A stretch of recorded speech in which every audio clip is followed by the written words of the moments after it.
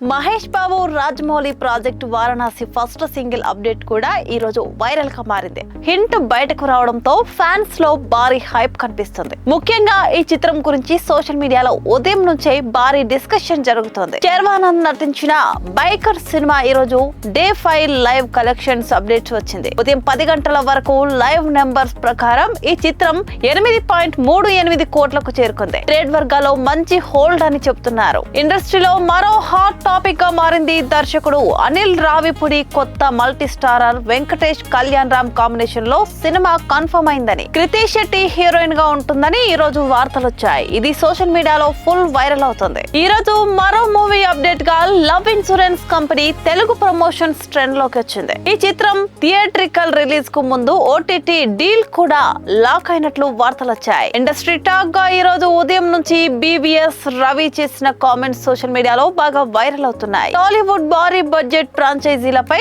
ఆయన చేసిన వ్యాఖ్యలు సినీ వర్గాల్లో చర్చకు దారితీశాయి. ఇక ఈ రోజు ట్రెండింగ్ బజ్ లో మరో hot news. Ram Charan Peddi release hype. April 30 release పై సోషల్ మీడియాలో మళ్ళీ చర్చ మొదలైంది. ఫ్యాన్స్ పోస్టర్లు, బుకింగ్స్ అప్డేట్స్ ను వైరల్ చేస్తున్నారు.